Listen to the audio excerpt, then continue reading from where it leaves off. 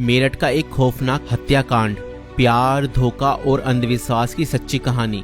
मेरठ उत्तर प्रदेश में 2025 में हुआ एक ऐसा हत्याकांड जिसने पूरे भारत को हिलाकर रख दिया। ये कहानी प्रेम, विश्वासघात और अंधविश्वास के खतरनाक जाल में फंसे कुछ लोगों की है, जिसने एक निर्दोष व्यक्ति की जान ले ली। इस केस में प्रेमिका ने अपने प्रेमी के साथ मिलकर अपने पति को मौत के घाट उतार दिया और उसके शव को 15 टुकड़ों में काटकर एक ड्रम में भर दिया और उसके अंदर सीमेंट डाल दिया। मगर चलिए इस कहानी को शुरुआत से देखते हैं। 2016 में मेरठ निवासी सौरभ राजपूत की मुलाकात मुस्कान रस्तोगी से हुई। दोनों के बीच प्रेम हुआ और कुछ सालों बाद उन्होंने शादी कर ली। लेकिन यह शादी सौरभ के परिवार को पसंद नहीं आई, क्योंकि मुस्कान एक अलग जाति से थी। इसके बावजूद दोनों ने अपने रिश्ते को मजबूत बनाए रखा। सौरभ मर्चेंट नेवी में जॉब करते थे और लंदन में पोस्टेड थे। शादी के कुछ समय बाद सौरभ लंदन चले गए, जबकि मुस्कान अपनी बेटी के साथ मेरठ में रहने लगी। इस दौरान उनकी जिंदगी में एक तीसरा व्यक्ति साहिल शुक्ला आया, जो मुस्कान को पहले से ही जानता था। सौरभ के लंदन में रहने के कारण मुस्कान की नजदीकियां साहिल से बढ़ने लगी। साहिल, जो पहले से ही मुस्कान को पसंद करता था, अब खुलकर उसके साथ वक्त बिताने लगा। मुस्कान ने उसे यह यकीन दिला दिया कि वह अपने पति के साथ खुश नहीं है और वह साहिल से सच्चा प्यार करती है। साहिल शुक्ला अंधविश्वासी प्रवृत्ति का था और आत्माओं, तंत्र मंत्र जैसी चीजों में विश्वास करता था। मुस्कान ने इस बात का फायदा उठाते हुए उसके लिए स्नैपचैट पर एक फर्जी अकाउंट बनाया, जिससे वह साहिल शुक्ला की मरी हुई मां के नाम से चैट करती थी। इस फर्जी अकाउंट से वह साहिल को यकीन दिलाने लगी कि उसकी मां की आत्मा मुस्कान को पसंद करती है और चाहती है कि वे दोनों साथ रहें। धीरे धीरे साहिल पूरी तरह से मुस्कान की बातों में फंस गया। मुस्कान ने उसे यह विश्वास दिलाया कि अगर वह उसके पति सौरभ को रास्ते से हटा दे तो वो दोनों एक साथ रह सकते हैं। साहिल अब पूरी तरह से मुस्कान के इशारों पर नाचने लगा था। मुस्कान और साहिल ने मिलकर सौरभ को मारने की साजिश रची। 4 मार्च 2025 को जब सौरभ लंदन से मेरठ अपनी पत्नी और बेटी से मिलने आया, तब मुस्कान ने सौरभ की फेवरेट सब्जी कोफ्तों में बेहोशी की दवाई मिलाकर खिला दी।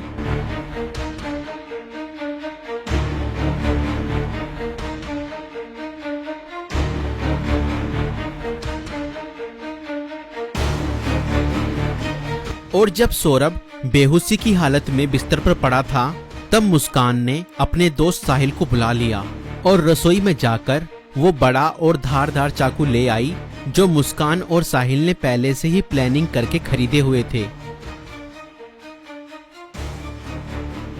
और करीब 20 मिनट तक साहिल ने मुस्कान को बताया कि कैसे उसे अपने पति का वध करना है।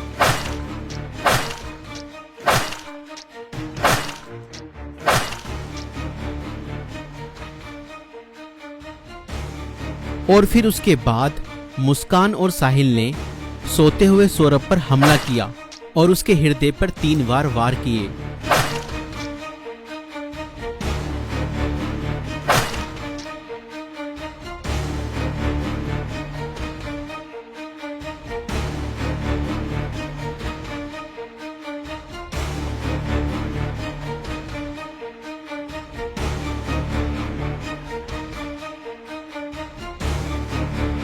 और घर में पड़े कूलर को भी ऑन कर दिया ताकि उसकी आवाज किसी को भी ना सुनाई दे। जब उन्होंने सौरभ को खत्म कर दिया, उसके बाद वह उसकी बॉडी को बाथरूम में ले गए।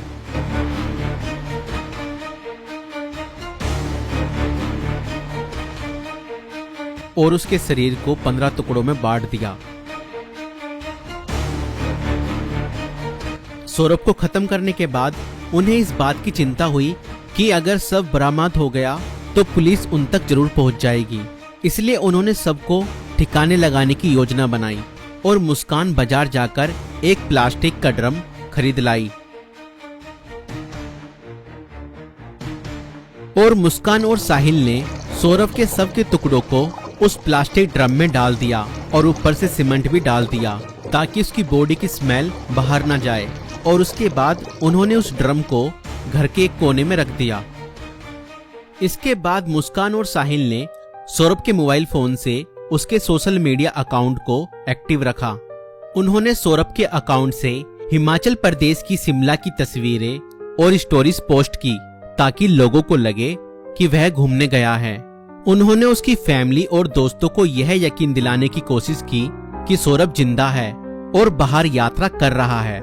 इस दौरान मुस्कान और साहिल खुद भी शिमला घूमने चले गए ताकि अगर कोई लोकेशन ट्रैक करे तो किसी को शक ना हो, लेकिन किसी भी अपराधी की तरह वह भी ज्यादा समय तक बच नहीं पाए। सौरभ के परिवार ने जब उससे संपर्क करने की कोशिश की और कोई जवाब नहीं मिला तो उन्हें शक हुआ। परिवार ने मेरठ पुलिस में गुमशुदा की रिपोर्ट दर्ज कराई।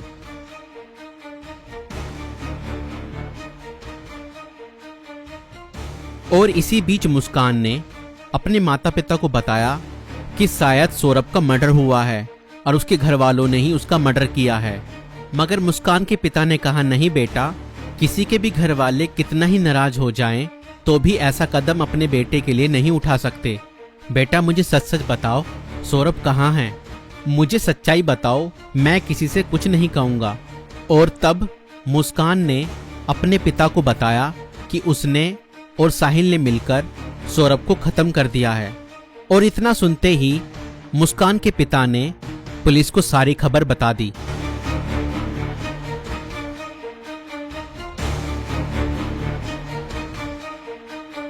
और पुलिस ने तुरंत मुस्कान और साहिल को गिरफ्तार किया और उस प्लास्टिक ड्रम को भी बरामद किया जिसमें सौरभ के शव के टुकड़े थे।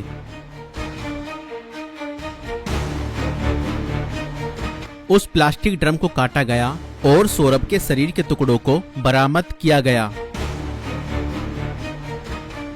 इस खौफनाक हत्या मिस्ट्री का अंत पुलिस द्वारा हत्यारों की गिरफ्तारी के साथ हुआ। पुलिस ने मुस्कान और साहिल को गिरफ्तार कर लिया। दोनों पर हत्या, साजिश और शव को छुपाने के गंभीर आरोप लगाए गए। दोस्तों, ये घटना हमें यह सिखाती है कि अंधविश्वास का अंजाम बहुत बुरा और भयानक होता है। साहिल ने अपनी मां की आत्मा के नाम पर बनाए गए एक फर्जी अकाउंट पर भरोसा किया और हत्या जैसा अपराध कर दिया।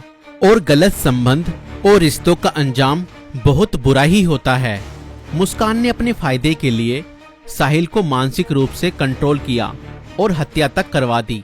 और कानून से कोई नहीं बच सकता, चाहे अपराध कितना भी चालाकी से किया जाए।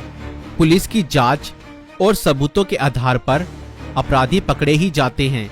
इसलिए रिश्ते सोच समझकर बनाएं और जीवन साथी चुनने से पहले सामने वाला मानसिक रूप से कैसा व्यक्ति है यह जानने की कोशिश करें। साथी चुनते समय सूरत पर नहीं, सीरत पर ध्यान दें। इस वीडियो को बनाने का उद्देश्य संसार में बढ़ रही बुराइयों से अवगत कराना है। दोस्तों, आपकी इस वीडियो को लेकर क्या राय है हमें कमेंट्स में जरूर बताएं। और ऐसी और वीडियो देखने के लिए हमारे YouTube चैनल को सब्सक्राइब जरूर करें।